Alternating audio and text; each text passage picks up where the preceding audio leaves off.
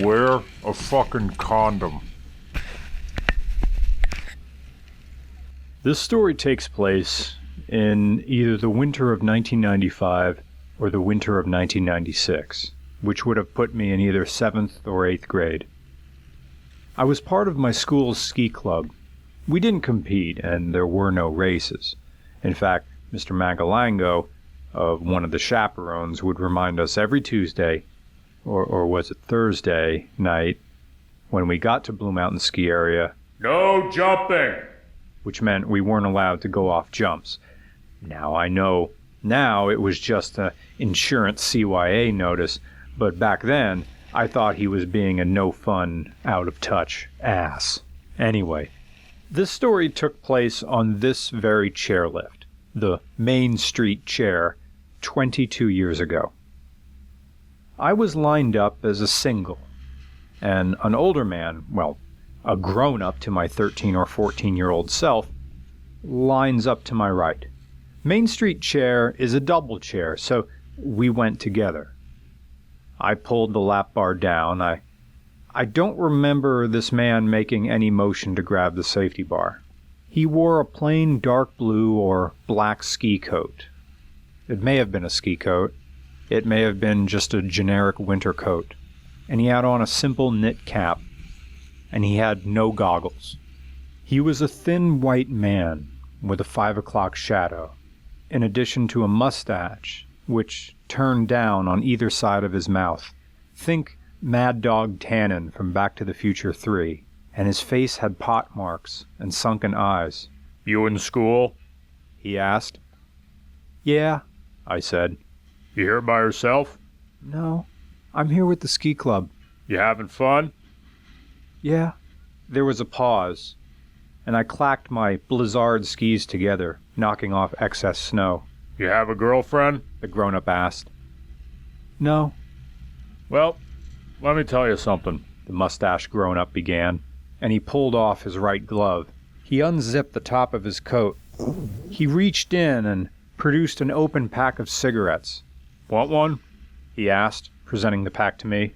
Nah, I'm good, I said, trying to sound nonchalant, as if strangers offering me cigarettes was a normal thing that happened throughout my day. Okay, well, the man said as he raised the pack to his lips and using them to pull out a single cigarette.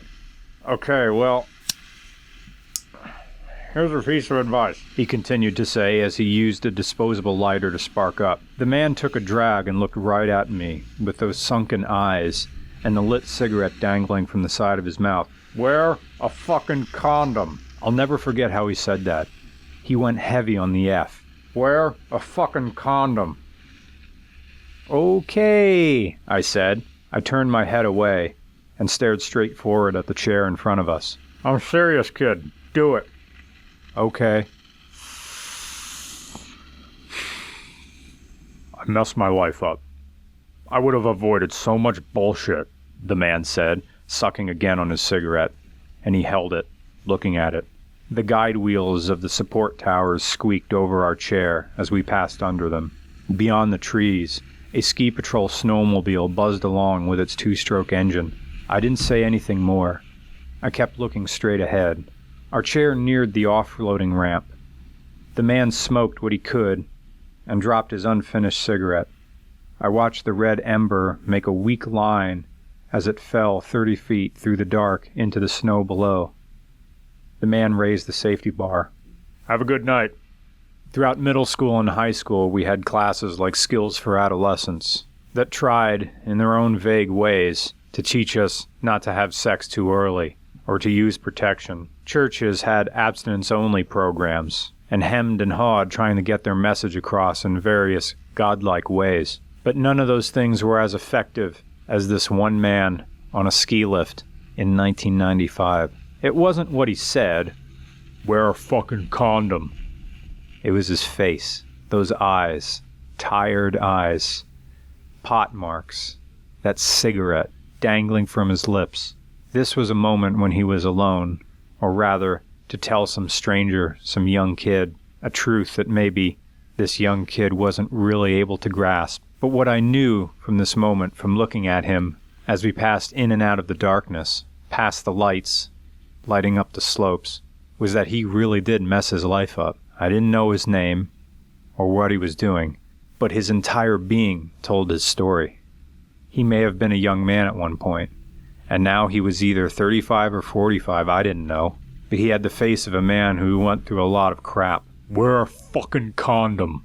He probably had a kid that he didn't want. He probably has a relationship that's continuing. He may be still married or divorced, but his life has gotten complicated in ways he can't deal with. And sucking on that cigarette in this solitude moment was maybe one of his most relaxing times he would get that week. Maybe this was his time with his kid, and he was here at Blue Mountain, but right, that doesn't make sense. Why would he be on the ski lift alone with me if he had a kid? They would be on the lift together.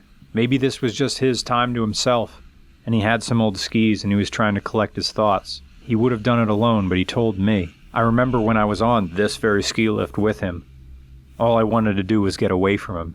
He looked, sounded, and smelled like bad news. He smelled like mistakes. But I looked into the eyes of a messed up future that I didn't want.